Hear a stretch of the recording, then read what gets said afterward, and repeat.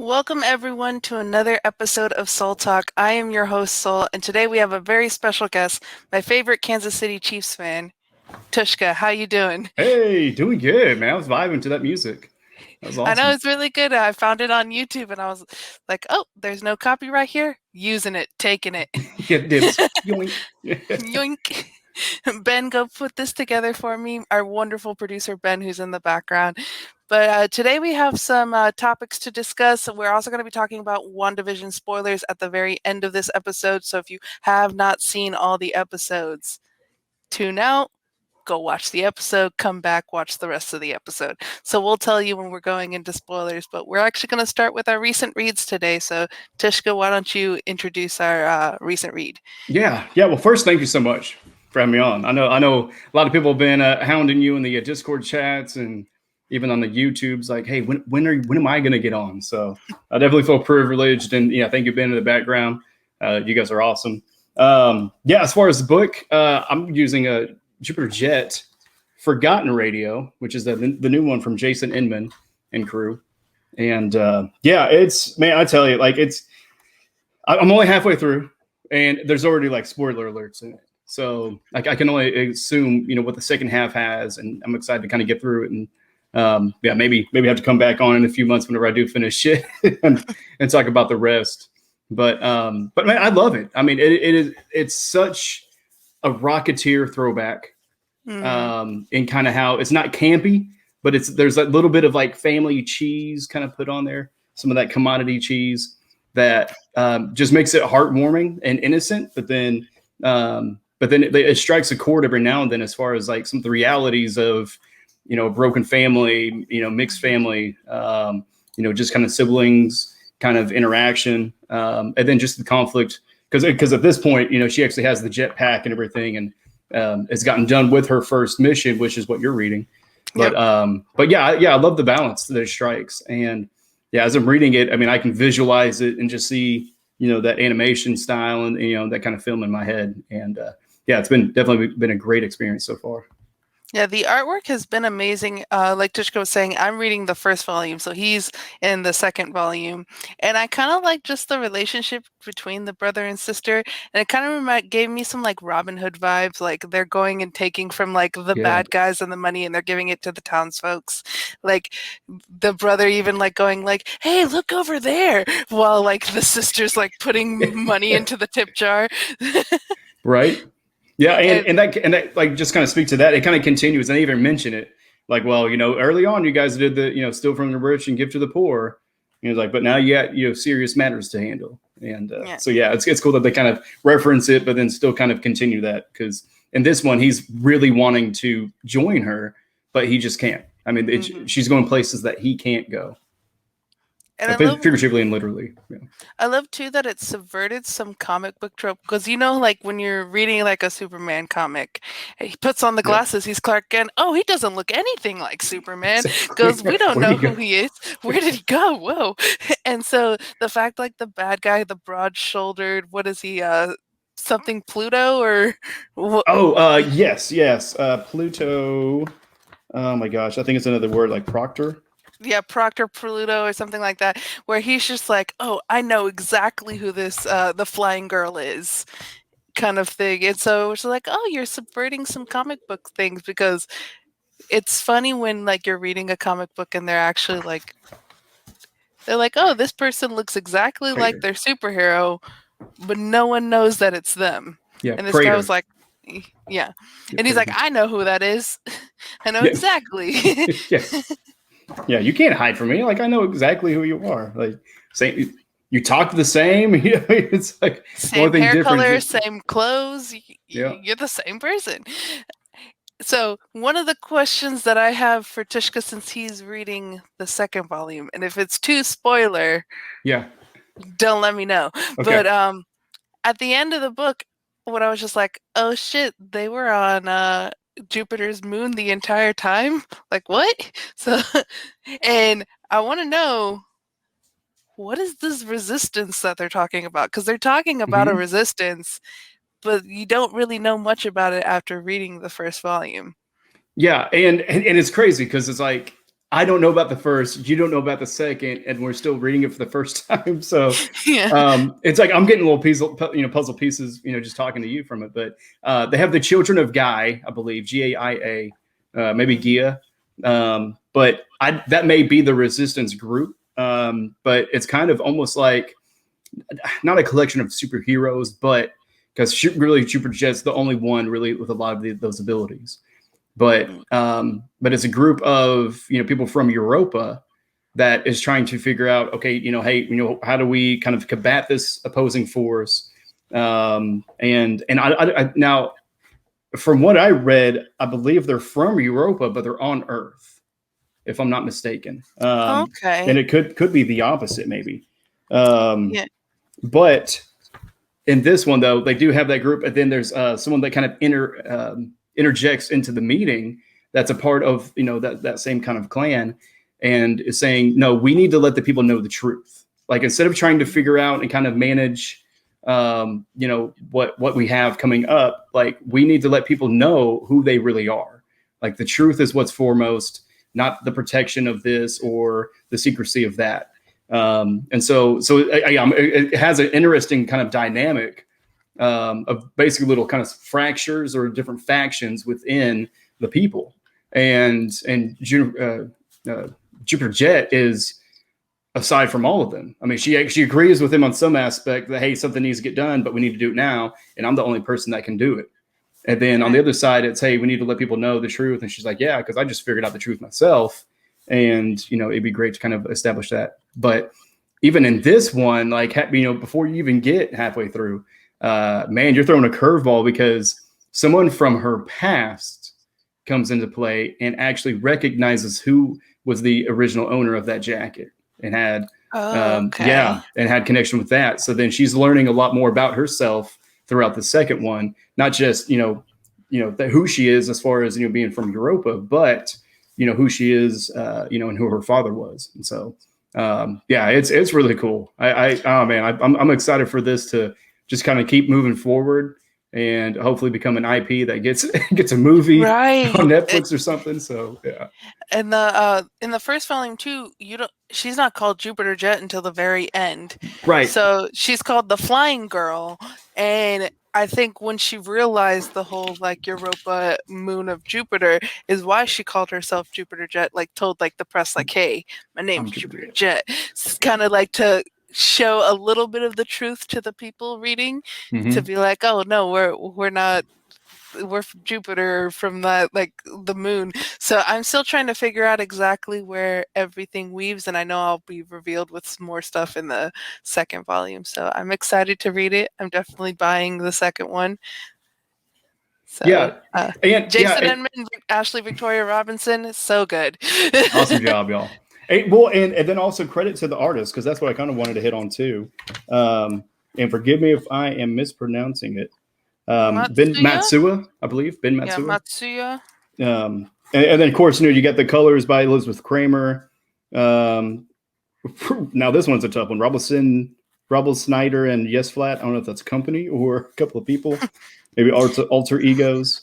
And Um, yeah. what I found out too is that Action Lab, which is who printed this comic out, is Canadian. So that's Oh. probably because Ashley Victoria Robinson is Canadian. That Yeah. probably was an avenue she was able to have connections with.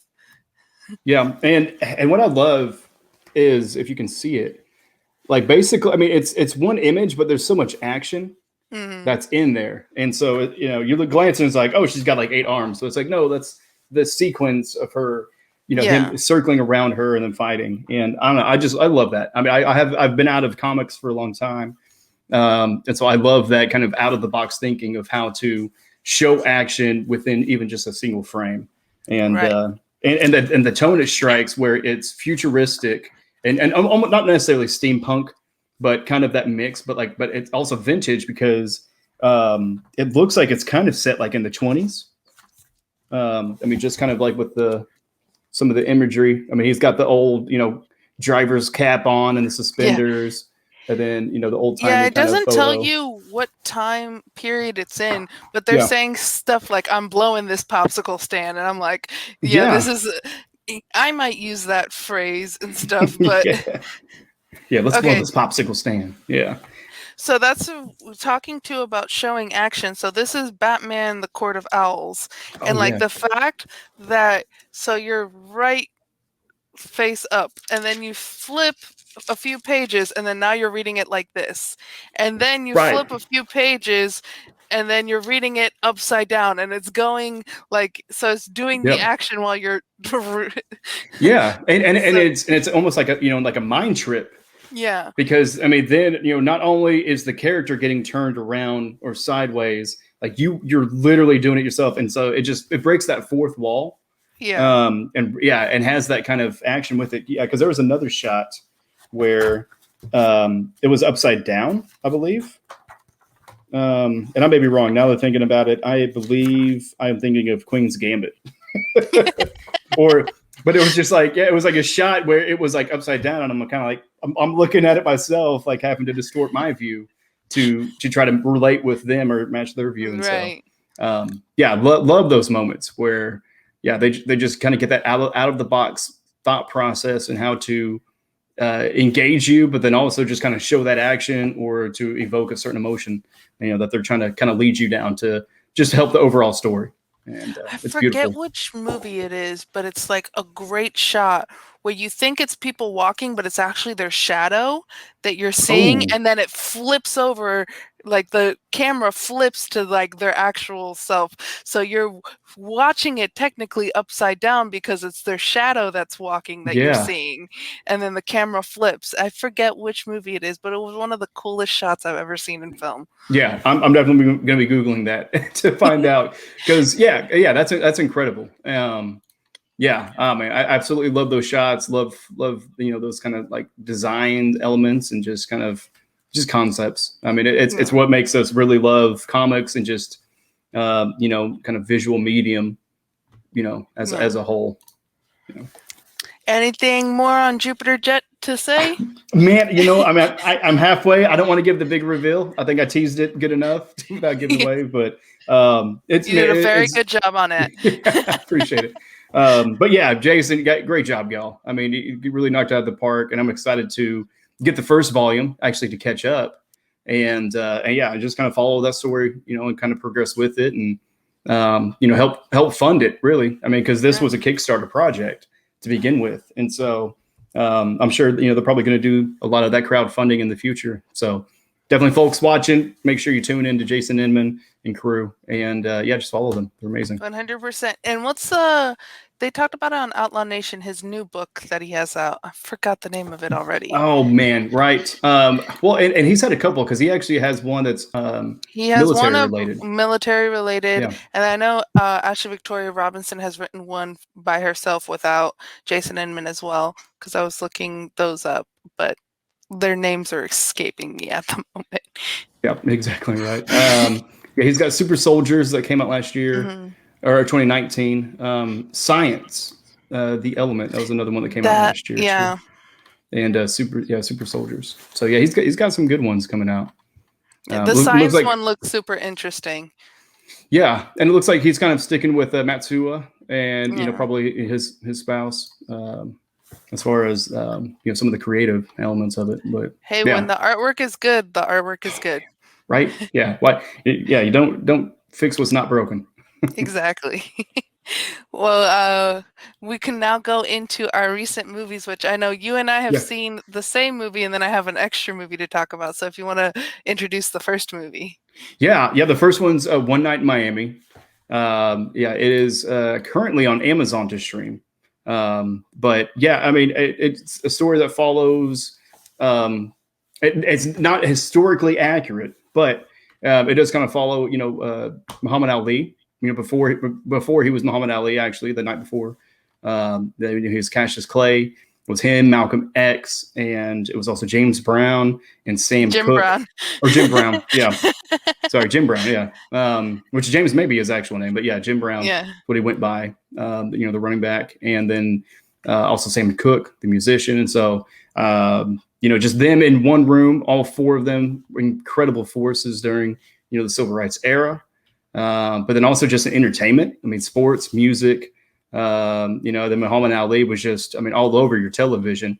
I mean, I think he was more of an entertainer than an actual fighter, even though Right. he was a winner. But yeah, and then Malcolm X, in the political realm, and with the movement as far as that. But oh my gosh, Regina King is the director, and Her it's directorial debut. and good lord, does she not get out of the park? But I digress. What are some of your initial thoughts? So I love movies like this. Like one of my favorite movies is 12 Angry Men, which is Yeah, just 12 men in a room and it's all yeah, focused on the dialogue. And this movie is very much focused on the dialogue between these four men, these captivating, powerful, like legendary men who all had different we went about the civil rights in all different ways.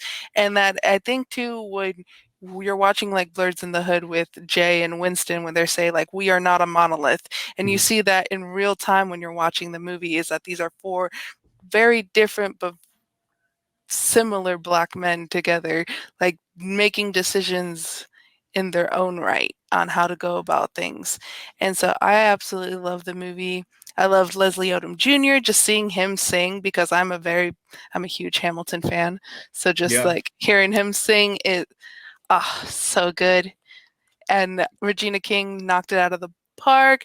Then you have Kemp Powers who he's the original playwright. He wrote the script for this movie. He's also has only 4 IMDb credits, and one of them is this movie, and the other one is Soul from Disney. So like his quality of stuff is just yeah, so good, and I can't wait to see like what he's gonna do in the future when he ends up having like multiple credits. Because if like these 2 movies of 2020 knocked it out of the park, and yeah, then you also see too I do live in Miami, so Overtown, which is the hotel that they were in, is a very black, heavily black neighborhood. And so the fact too that like there was places that I recognized just because I live near it. And the fact too that like he was in Miami Beach, he won in Miami Beach, he couldn't stay there. He had to get off the beach because he was black and had to go to stay in Overtown. So it really shows that no matter where you are, even in a city that is as diverse as Miami, there's racism is very much alive. yes, yeah, and just cast list: Kingsley Ben Adair as Malcolm X. Yeah, Absolutely powerful performance. killed it. Man, I mean, I definitely want to be, following him and his career and just eat up anything he's putting out. Ellie Gorey as Cassius Clay or Muhammad Ali, and then Aldous Hodge as Jim Brown. Like I said, Leslie Odom Jr. Sam Cooke sing my favorite song. Oh my gosh, love Change is Gonna Come. Hmm. Love that version. Love the Pretty Lights version even, which kind of led me to the Sam Cooke version. But yeah, I mean, just yeah, as an all-star cast of not all stars. like Hmm. like the characters are all Future All stars. Stars. Yeah, but it's like the actors themselves, not necessarily. I mean, yeah, like you said, Odom with Hamilton, kind of on the rise. But gosh, man, I tell you, I mean, if this doesn't, get any Oscar nominations or at least just some buzz and help out their careers, then I mean, I kind of lose hope in Hollywood, overall Yeah. because powerful performances, but I mean, really to kind of dig into the story. Um, like you said, I mean, everybody has a different walk of life, but like all of them have a different viewpoint on what their job is kind of in the world and to the movement. And it doesn't always agree with the other. Mhm. And of course, Malcolm X is very outspoken, well spoken too. But he calls out, Sam Cooke of not doing enough. And he's like, he's saying, hey, you have this reach. Yeah, you're making your own money. That's great. But what are you doing for the people? What are you doing to the greater cause? What are you doing to the, somewhat of the cultural revolution? And challenges Sam in that. And they actually, kind of go toe to toe up on the roof, even, and him and Ali as well. I mean, he was just, calling everybody out. And the way Regina, kind of like positioned everything. I mean, camera wise, but then also just the beats. I mean, yeah, like I said, 12 Angry Men. I mean, it was almost like you didn't know who to root for, Mm. because I mean, each of them were conflicted. You're like, oh, I definitely, can gravitate towards that. I can understand it, but I disagree with them on the, or, but they're not maybe coming it at the most graceful way or the most friendly way and such. And yeah, I mean, it gets to a boiling point. And, but luckily, I mean, the chicken's still good as far as like the ending. I mean, it's absolutely, I'm not gonna lie. I mean, I tear up. I'm kind of a, empathetic person as well, though. But man, I mean, just Okay, I'm a whenever, softie too.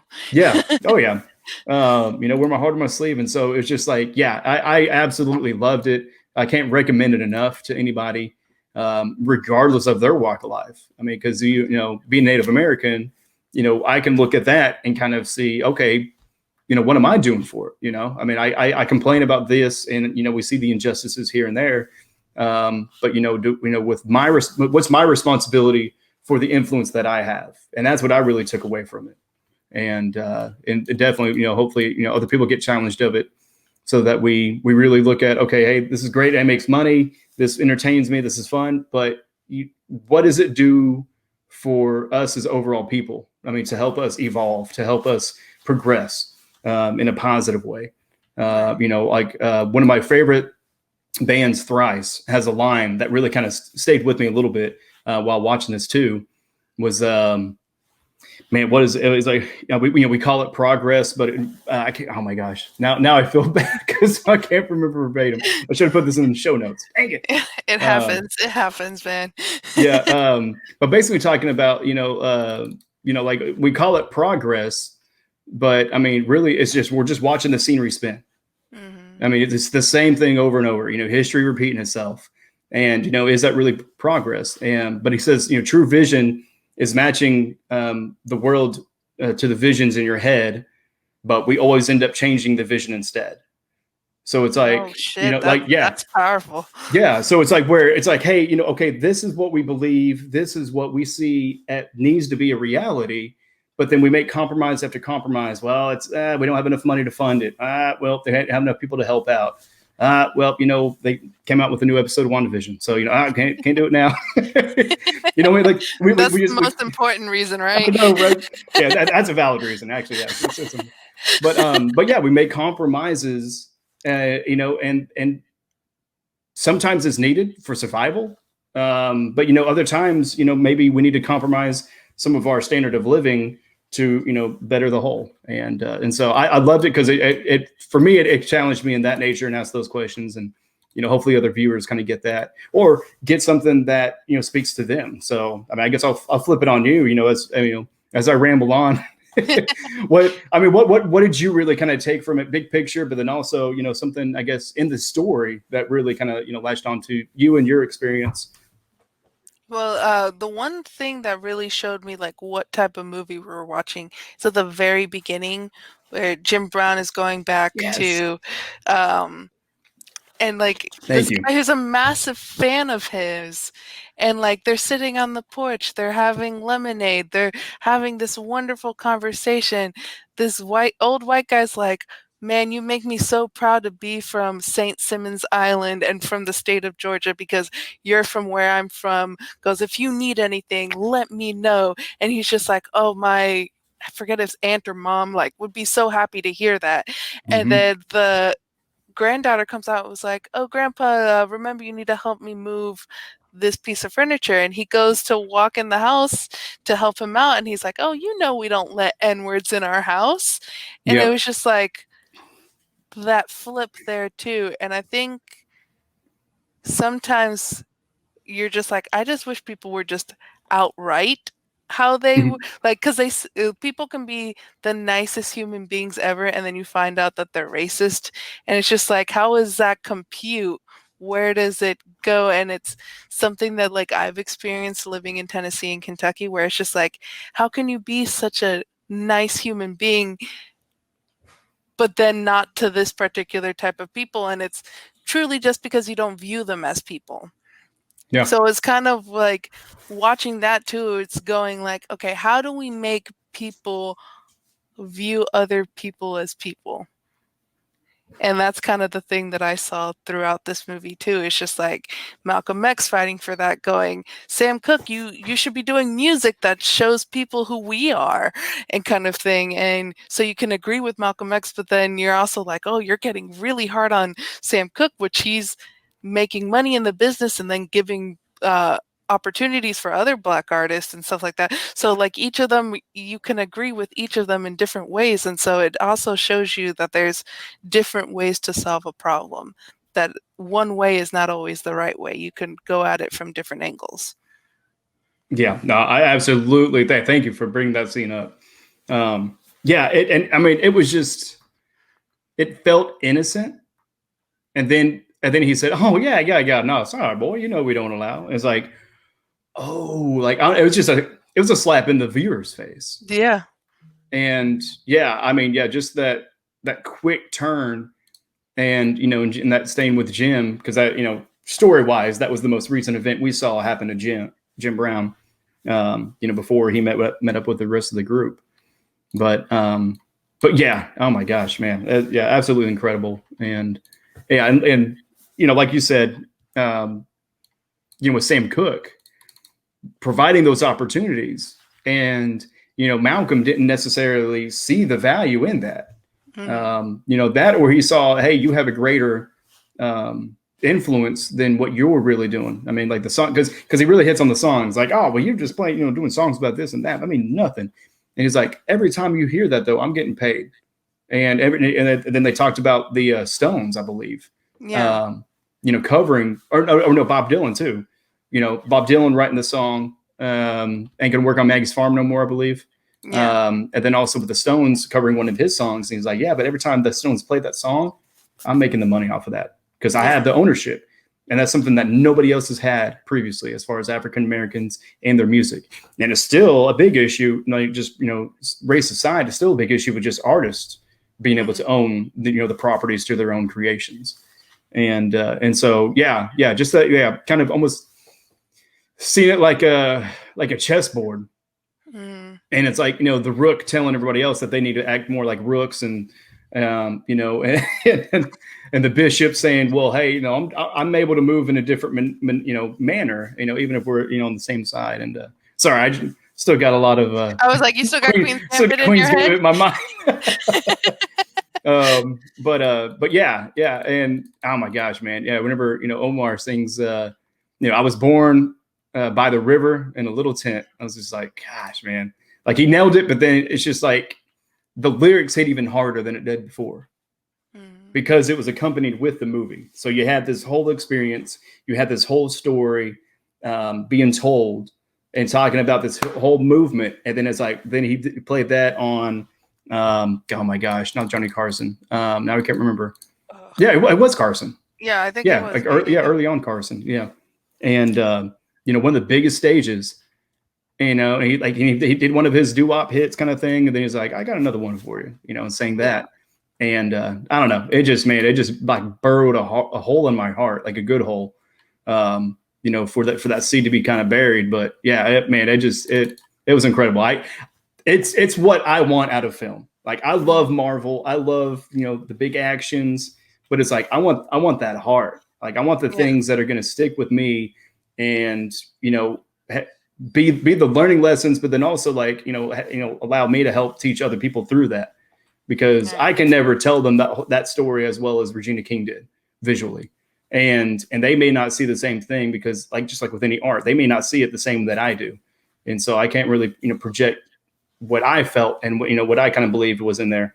So they got to see it for themselves. But yeah, it's just, I don't know, man. We just need more movies like that. It's incredible. I agree, and that's why not only like we need more movies like that, but we need more African American directors and Latino directors and Native American directors that are going to tell those kinds of stories. Because like you said before, like, this is not technically historically accurate. All four of these men knew each other and were friends. The only accurate part about the movie really is that Malcolm X was there that night when he won. So like that part of the movie was correct, but the other two weren't there.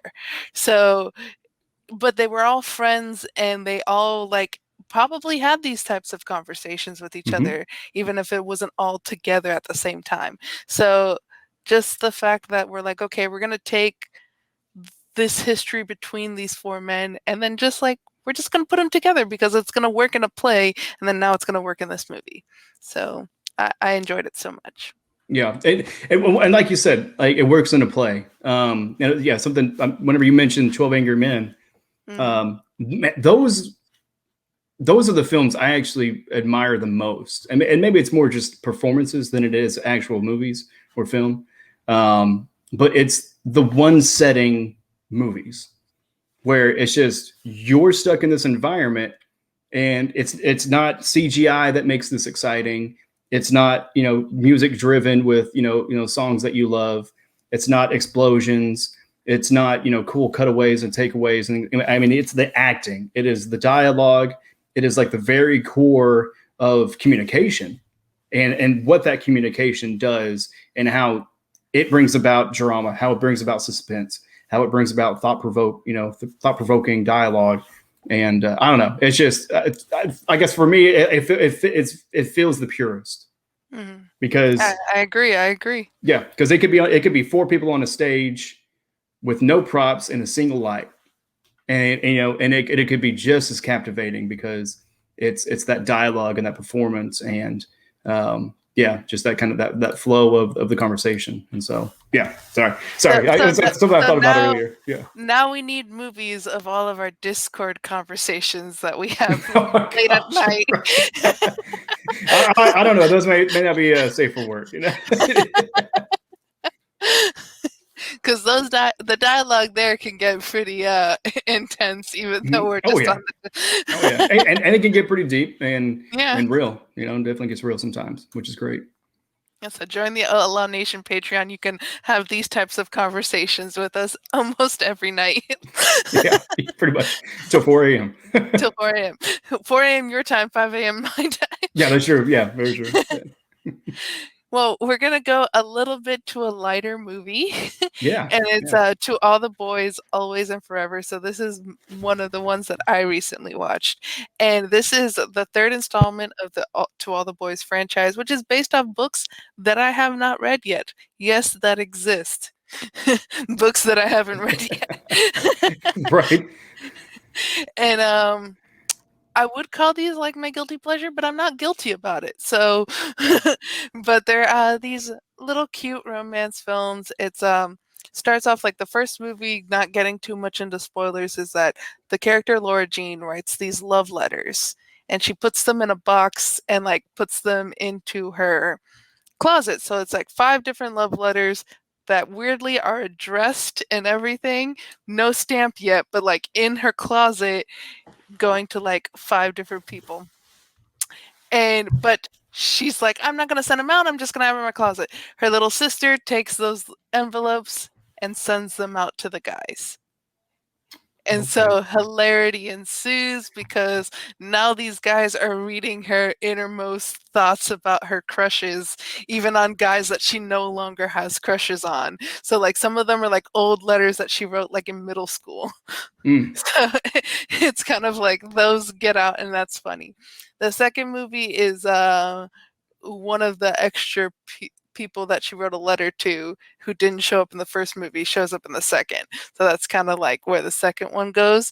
And then the third one is really the person that she ends up with that I'm not going to spoil to anyone from the first and second movie. It's them in their senior year of high school and kind of just the decisions that they're making going forward, like what college they're going to go to, and if they are going to go to separate colleges, like are they going to have this long distance relationship and how are things going to work in that way. So Yeah. but my mom was opened my door for a second, sorry. Not now, Ma. Yeah, that's right. My dogs have been like walking back and I forth, know blocking my I've light. seen them in the background and I'm just like, It's okay. not ghost people. It's just little creatures walking in front of my light source. So But they're just super cute. They're like little love stories that like if you just want to be yeah. in a good mood to watch, just like go watch them. They're on Netflix. So if you have Netflix, you can watch them all three. You can binge the whole series now. Yeah, yeah, and I watched the trailer for the Always and Forever, the newest one, and yeah, and like the little sister was significant in the trailer, so knowing what she did, oh man, adds a whole different layer of that onion as far as the relationship. The little sister is always like trying to Yeah, like even in the second movie she's trying to like get her dad with someone too. Like she's always like trying to get play people matchmaker. together, play matchmaker, and it's so funny. And watching the third movie too, you're like, wow, the little sister's now so much taller because like there's time between. So she was like much shorter, a little kid, and now she's like growing up, so she's as tall as the other two older sisters. And yeah, Yeah. it's just a fun, and that she's a little brat, but she's like so lovable as well. Yeah, yeah, she's like kind of cantankerous, Yeah, niece or nephew or sibling, kind of in right. those relationship dynamics. But now, is it the same actress that The plays the same sister? exact Cool, actors that's good. through Yeah, the I love it when whole. they're able to keep the family kind of like Yeah. that. Yeah. And one of the guys who gets the love letters is Noah Centenario, which he's been in The Fosters, which was on ABC Family, and then he's been on like all of those like Netflix like cheesy romance movies. Like he's now like doing the Adam Sandler route of being just the Gotta doggy. get my puppers in there at least. You, you know that that distracts me, Yeah, I I, apologize. but I love it. I love it because I've told Tushka, I was like, I'm in love with his dogs. It's fine. When I told him when I'm gonna come visit him, like it's gonna be like, okay, you go over there. I'm gonna spend time with Hmm. your Yeah. dogs. Yes. What do you want to do? Nothing. Just loving on them. Oh yeah. Right, exactly. Yeah, no, they're incredible dogs. Yeah, I've definitely looked out with them. Yeah, there's nothing that I've done well. It's just who they are in nature, basically. And they looked like they were having fun in the snow Oh, they earlier were. from Oh that yeah, picture that you sent earlier today. yeah. But we're now gonna go into WandaVision spoilers. So if you have not seen it, head out. Get out of here. We're going into WandaVision. So I have a few questions for you, but first I want to know, what are your overall thoughts of how this season has gone and how that last episode was? Well, it's a little bit boring. It's kind of slow. There's not a whole lot of information, or definitely there's no like Easter eggs in it at all. Zero. Okay, yeah, Zero. zero. I can't even say it with a straight face. But, I mean, this is incredible. I mean, as much as One Night in Miami really struck, my heartstring as far as, just what I love about, like acting and film and just story. This one, like, I mean, just equally hits that cerebral part of mystery and suspense as far as like what is going on, or Wanda. Wanda the fuck. Sorry, new Look, rock stars, we're taking it. you may get copyright strike on this Maybe, one, so we'll see. maybe. But yeah, no, I mean it's just absolutely incredible. And it may be a part of it is just being caught up in the moment, because I haven't really had a whole lot of time to actually go back and rewatch and kind of see. I mean, other than kind of studying, like, okay, what happened? Okay, I saw this in the third episode, right? Okay, yeah, you see in the background. Okay, you can see the hand. Da da da. But yeah, but I absolutely love it. I mean, even if it's one of those ordeals that may not hold up as much in the future, absolutely love the experience, love the anticipation and the hype. That we're all writing as for those following it week by week. And I really love, and this is Marvel and Star Wars and other movies in general, but absolutely love being able to talk to my nieces and nephews about it too. They're following the series along with my sister, and it's been absolutely an incredible experience to be able to, like, week to week talk about what just happened versus. And I guess I'm saying this more in the whole realm of the week to week versus the binge, Mhm. because then with the binge, that conversation dies off within that first few days of that week, and it doesn't get to stretch out and kind of build that anticipation like we're able to do with Mandalorian and WandaVision. So kudos Disney, kudos.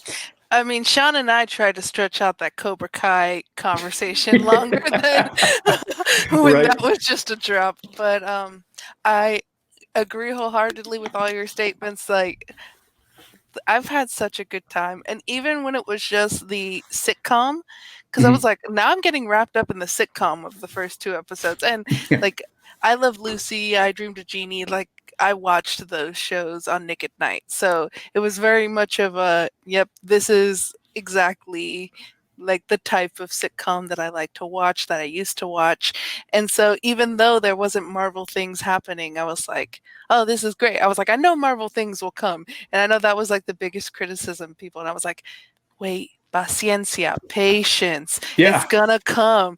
And now each episode it's hitting and it's hitting and it's hitting and it's answering questions and then adding 10 more.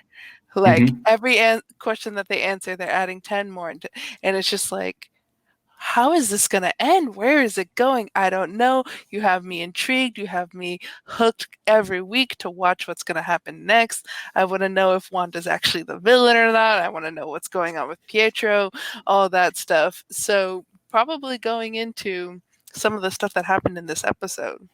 I know that for a lot of people, we've theorized that the commercials mean something specifically to Wanda. Like that first one, at Stark Industries, that's probably when her parents, the Stark missile, like blew Hmm. her parents up. And so that was probably the reference to that. Then we've seen a reference to Hydra and to Strucker, which she and her brother were.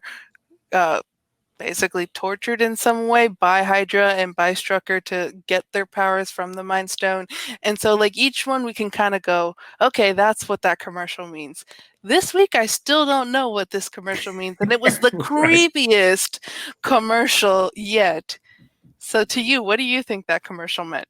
Oh my gosh. Well, I mean, other than having flashbacks to Raiders of the Lost Ark, Yeah. with the dude's like face just like melting into a skull. Yeah, and I mean, of course, much like probably other people, I mean, always watching like all of the commentaries after the fact, and especially John Roca on Outlaw Nation. But yeah, I mean, for me, first time I saw it, I mean, obviously you got Yo Magic, and Hmm. so she has that Scarlet Magic, which is I think it's actually what they said was in the subtitles on some, but yeah, I mean, she has that magic that she uses. But I think it was that no matter how much magic you may try, to give to others, you can't raise the dead. Like they're always going to be dead. And so I think maybe that's what we'll see at the end, even though I know that may conflict with some of the comic stories, as far as, them being able to be reincarnated in different versions and this and that. But for me, that's just what my initial response was. That before watching a lot of the commentary reactions.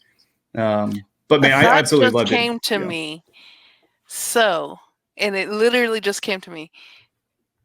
What if it's saying that if she uses too much of her magic, because we saw at the end where she expanded the Mm-hmm. thing and she's using an immense amount of magic, that what if that saps the life force out of her Right. by Yeah. using all that magic? That Yeah. just came to me. I was just like, oh no, like what if that is actually it? Yeah. Yo, magic is only limited, dude.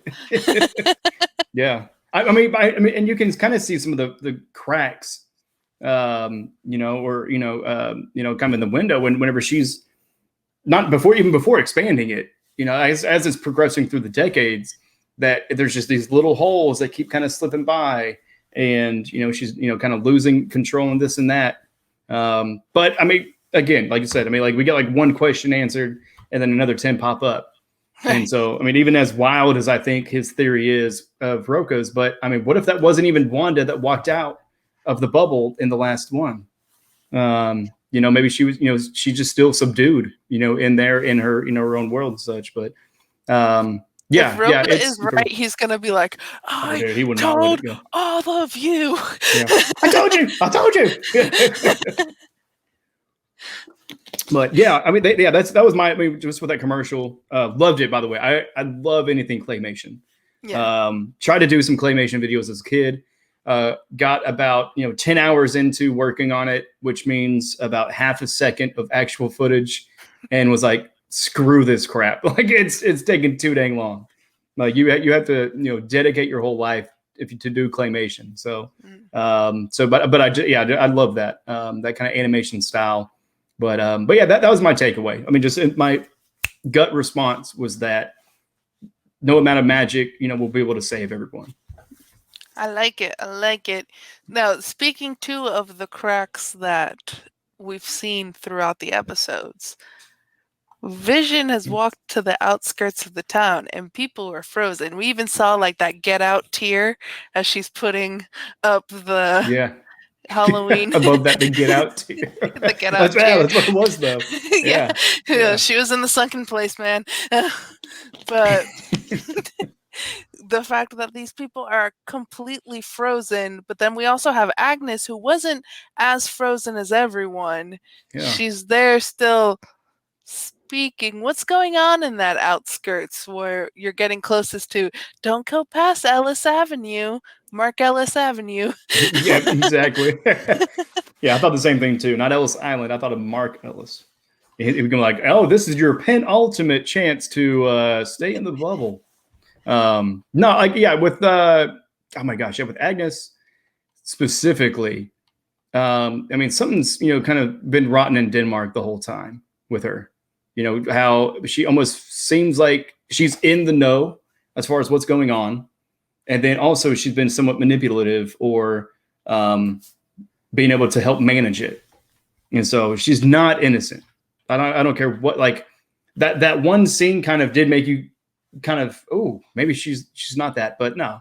I mean, everybody else is like NPC frozen, because your dial-up is garbage, and with her, she was still able to talk even though she wasn't as herself. So I think she was acting, or maybe just an exterior force is kind of influencing her a little bit more than maybe before, because there was the breach that I don't think, and I haven't rewatched it, but there was a breach that I don't think we really got a whole lot of answers on before Pietro showed up.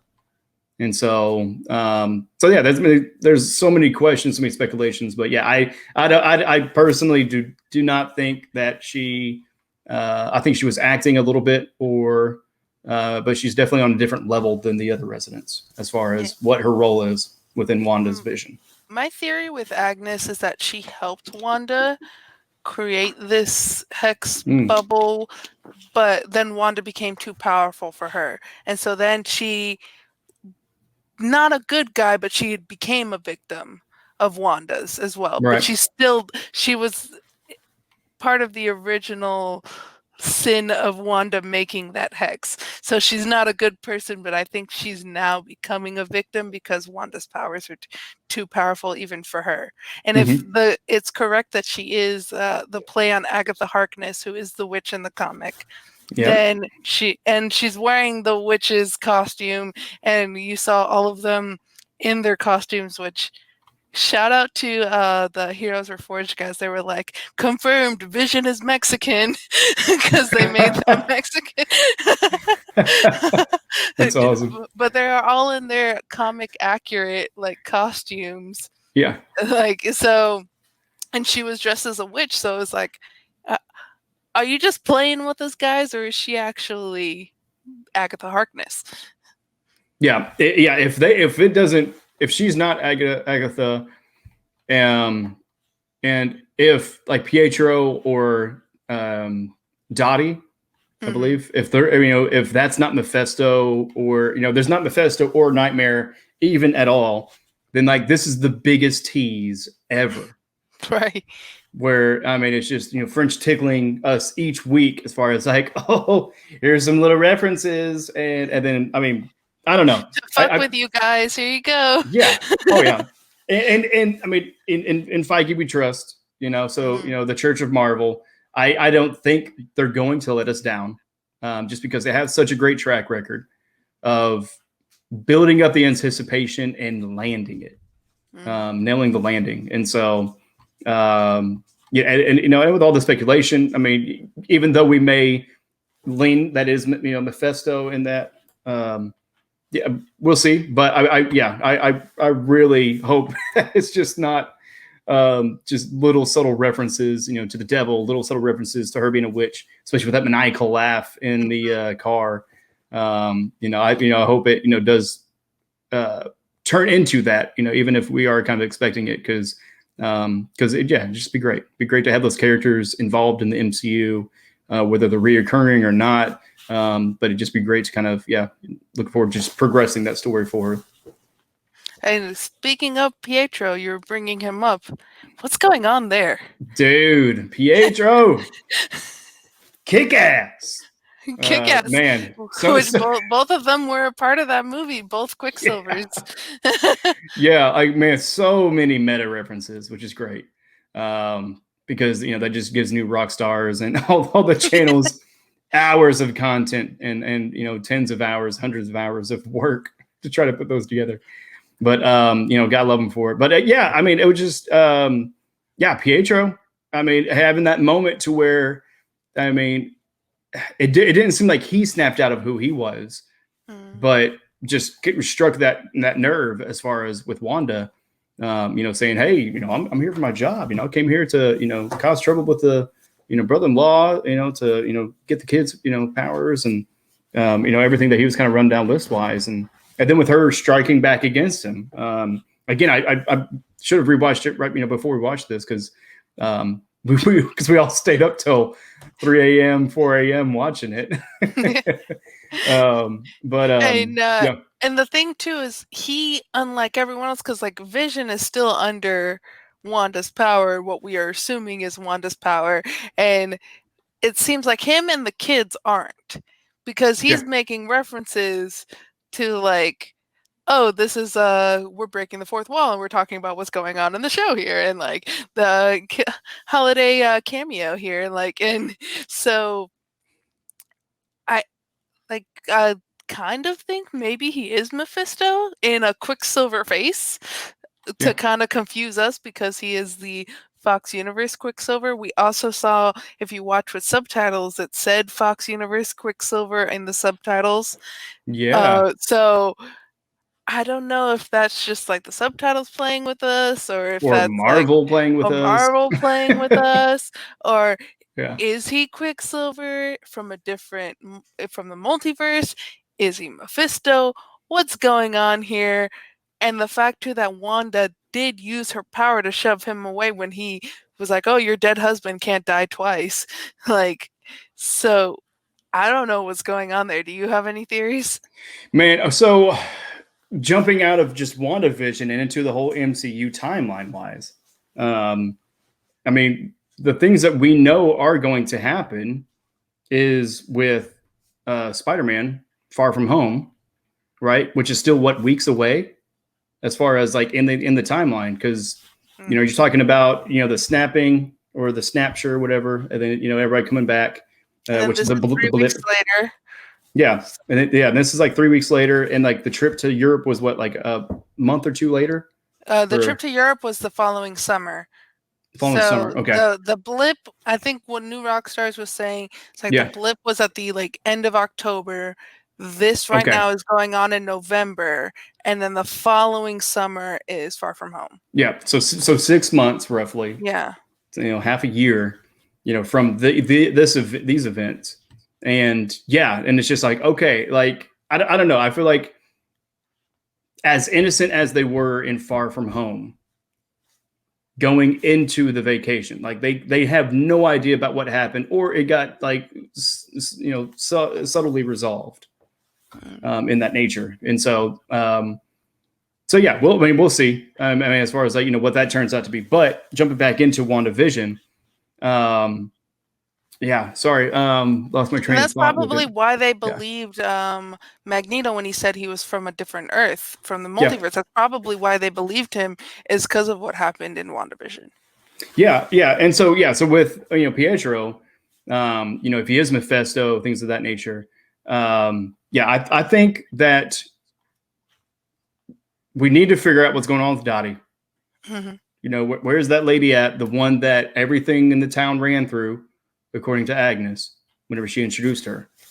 Um, but And I her think, weird moment of, how do you get blood out of the same way anything else? So it's you just know, like, wait, what? yeah, yeah, to yourself, yeah. And she said, "The devil in the details," and that's not the only place the devil is. And then Pietro slash Dottie slash Mephisto, my personal fan theory is saying, "Give him hell, demon child," Hmm. um, and yeah. So I think it's just Mephisto is manifesting in different visual forms, through Dottie, and maybe their current residences that have just been kind of repurposed as far as like, the kind of the programming, whatever So is inside. he jumping from body to body, is what you're thinking? I think it's either body to body or he's shifting his own entity to fit in that area Hmm.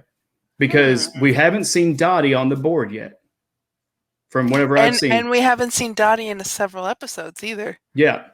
And so I think he's shape shifting or basically just kind of, taking over different bodies and kind of repurposing them. But yeah, I think Mephisto is the one kind of pulling the strings. That I think either Agnes or Mephisto got Wanda to break into Sword Facility to get Vision. Whether it's just through, and I think the director is shady as all hell. Yeah, So he's an asshole. yeah, yeah, Whether he's yeah, a bad guy or not in the vein of he's helping Wanda, I don't know yet, but he's an yeah. asshole. And they were doing something to Vision. I mean, his body was Yeah. torn apart. So whatever they were doing, but I think that they let her know about it, and then drove her to basically break in there, bring him back, and assemble him, with her magic, and then either put some kind of hex or some kind of spell on her to where she doesn't remember because she doesn't remember Yeah. before this. And Whenever her Vision's saying, like, "I "Don't didn't lie do to that." me," Yeah, and yeah. and I didn't do that. I promise. Like when the doorbell thing. Yeah. And kids, you can't control them no matter how hard you try.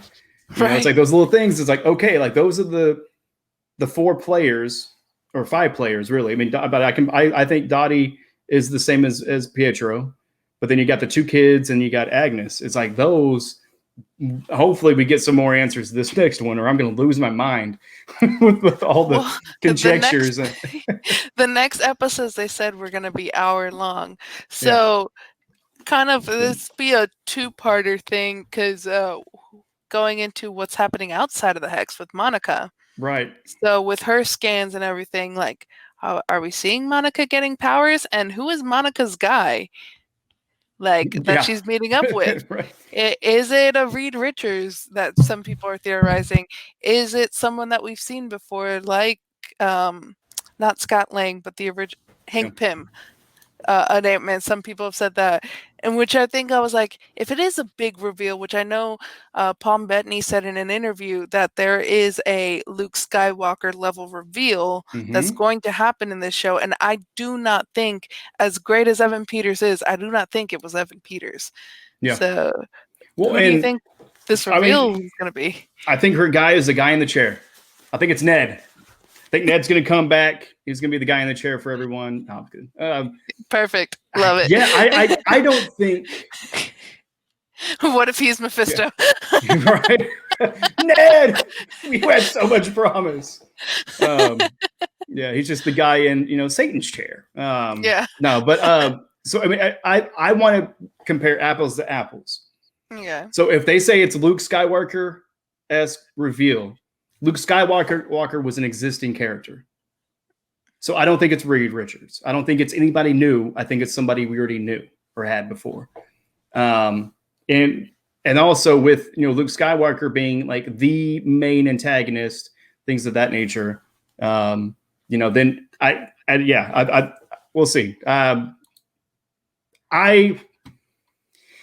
Oh man, It's Mark because Hamill. He's just going to show up. I'll do that. That'd be great. Yeah. And I should do my research for the astrophysicist in the Marvel universe, but for Bruce Banner, could it be him at all? I mean, could we see Professor Hulk? Could it be someone from the Fox universe? That could it be an Right. Ian McKellen? or Patrick Stewart. Yeah, right. Like to me, I'm just again apples to apples. That's where like Hmm. my mind has to reside with it, um, because it is different universes and we're in the MCU, and so that's where I think it'll be Professor Hulk, in the the Hulk dub kind of mode. Um, but yeah, I don't know. But with Monica, I mean, shoot, like you said, like the DNA tests or her scans and such. Um, Either she knew what was already going on, or she didn't care because she was caught up in the moment of just trying to figure this out and help the people. But yeah, I mean, she's got to be turning into photon, right? Photon, I mean, yeah. she's got to be. And is it going to be that because she's not a mutant in the comics, are they going to make her a mutant in the show and say, oh, anyone who had the X gene who passes through that field multiple times, well, it'll be activated. So Yeah, we'll see. We'll we'll see. see. But I mean, if her Kevlar pants or her Kevlar, bell bottoms, I mean, Yeah, had that much of a change, then I can only imagine what the individual, has to change. And so, exactly. but Which we yeah, saw at the end there, several sword people ooh, go through. yeah, And we saw for most of them what they looked like on the outer side, the clowns, the circus. The yeah, one person we did not see change mm-hmm. over was Darcy. So, Yeah, what's going to and happen to Darcy? yeah. Well, she's chained to what, a Humvee or some Mhm. kind of personnel carrier that's military vehicle. So I think it will turn into like she's just outside of what looked like was the circus. Mhm. So I think that a carney had bondaged her up and is in the trailer of a carney, tied up to the bed. I think that's what happened. So Oh, dang. I'm kidding. I know. I have no idea Dang. what it's going to be. There we go. Because you heard it here Sorry to go first. super. I'm sorry. I went too DC with that one. My bad. Yeah, I was like, heard it here first. Tvshka going to the dark side. Yeah. I'm still with the Luke Skywalker thing. So, but yeah. Well, Who knows what? But yeah, I think she's gonna be outside of the Carney deal. Yeah, who knows what it's gonna turn into? If it's fuzzy cuffs, or if it turns into like mutates and she actually has spikes that are able to come out from her hand. That'd be cool. and Um, after she figures out what Hayward was up yeah. to, because she's like, "Oh, let me stay. There's another firewall," and then she obviously got through it because she came outside of where she was, and now it's just like now she's in the freaking hex. So we're not gonna Mm-hmm. know what's going on. Which obviously, like, if we would have figured out next episode, then why have 2 extra episodes? So like, it makes Yeah. sense to drag it on a little bit more. But now it's like, God, duh. Now we can't know till later. Yeah. I mean, at this point, we just have Stockholm syndrome. I Yeah. mean, we're just like, oh, you're keeping me trapped. I went out like, oh my gosh, you guys are the best. Thank you so much for protecting me, Marvel. Like, yeah, it's definitely Stockholm syndrome because I don't want out. I don't want. I don't want free of this. I want to stay in WandaVision land for the rest of 2021 because it has been like one of the biggest highlights of the year as far as Yeah. entertainment. And so, And yeah, it's in been a great. year that was starting off very much, as people said in January, like the 13th month of 2020. Mm-hmm. Yeah. uh, and then, like, my last one is what's going on with Sword? And then we also see Hayward kicking Monica and Jimmy Woo and Darcy out. And Jimmy Woo's Yeah. part of the FBI. So, what kind of power does he have to kick someone out who is part of the FBI? And what's going on with Hayward and Sword and everything that's happening in this show? Yeah. I mean, I feel like with Hayward, for one, he's the director of Sword. Hmm. So, I mean, I would think, there's like Homeland Security, there's FBI, CIA, and then Sword and Shield, Shield? is above that. And so I think no matter what they, well, you got local PD on the bottom. So Mm-hmm. I think no matter what, they can come in and just kind of interject and say, hey, this is our case now. Thank you very much. Have a nice trip back. Because ultimately, he's a field agent, right? As far as for the FBI, he's not director of anything of that nature, and so maybe a special agent. But yeah, so I think structure wise and protocol and chain of command, that's how that works. But yeah, still dick move, fine, Yeah. for kicking people out. And just going back to Jimmy Woo, we got the best Marvel continuity. He learned that magic trick, and Just Darcy got her and got coffee. coffee. I know. It's like those are the things. It's like, oh my gosh, finally we got some answers. But anything more on WandaVision that you want Oh to man. discuss? I know we could talk about this for Oh my hours. gosh, right? Yeah. Well, hey, you know what? I still have an hour to go to beat Sean's. I'm just kidding. We're not going for that tonight. No, it's just, oh my gosh, like the amount of detail that all these writers put into these shows is absolutely terrifying, because I feel for their families and for their mental health. But it's absolutely incredible as a viewer and a consumer of that product, because I mean, there is not a single word, there's not a single movement or a single prop that doesn't tell a part of the story in this. And if this is what we get in Marvel series going forward with Disney Plus, then good Lord, you could double or triple the price, Disney. Please don't do that. I take that back. I don't want to speak that into the universe. Knock on some wood. It's particle wood, but yeah, but I would pay that, because it is that good. It is crack. I'm a kid in a candy store. I'm doing the truffle shuffle and having the best time of my life. And yeah, it's absolutely incredible. So yeah, thank you guys. And yeah, incredible show. Keep it up. I just want to shout out to what Ben said in the private chat. Darcy, she's turning into a transformer. Yeah. Yes. Yes. Which one was there? One that was a Humvee? Yeah, probably. Yeah, like you just see the vehicle just driving past, and it has the plate that says Darcy. It's like, what happened? Oh, Heard it here first, folks. If it love actually that. ends up that she's a transformer, you heard it on Soul Talk first from our wonderful producer Ben. But Goddamn. we're Change the gonna spoiler tag to breaking news. breaking news. So we're gonna finish here with Soul Talk. Like Tvshka said, we did not break Sean's record last week of being on. And every future guest is like, I'm gonna break that record. Yeah. But Yeah. where can the people find you, Tvshka? Yeah, you can find me not being socially active on social media. But you can follow my company's Instagram page at Tvshka Productions. That's with a V, so TVSHKA Productions, plural. Also on Twitter, I didn't give that to you earlier, but it's I found out it's Tvshka, again TVSHKA Pro. Because Twitter not only limits the characters and the messages, but also in the handles. So get on you, Twitter. Well, it's just making you a pro now. Yeah, Twitter exactly. just want to Yeah, make you a pro. yeah. Doesn't missell, or kind of it's not false advertising, because I'm not saying what I'm a pro at. I'm a pro bullshitter. So that's what they may stand for.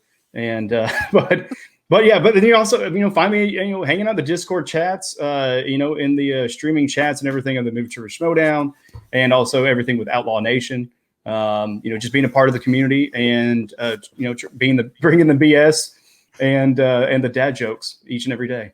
I'm here for it all the time. Yeah. But you can find me at SoulGovan on Twitter, at soul.k.govan on Instagram. You can find me here every Wednesday for Soul Talk. You can find me on Saturdays on the John Roca, the Outlaw Nation YouTube channel for now it's the Ultimate Schmodown After Show. It used to be the Ultimate Schmodown Show. We got to change the name for legal purposes. But USA. USA. Sorry, Boggs. Not sorry. Sorry, Boggs. You got to keep the rivalry with Boggs going. If you don't understand that inside joke, go watch those episodes. But yeah, go check that out. And thank you guys for watching. See you guys next week, and bye-bye. Thank you. Bye.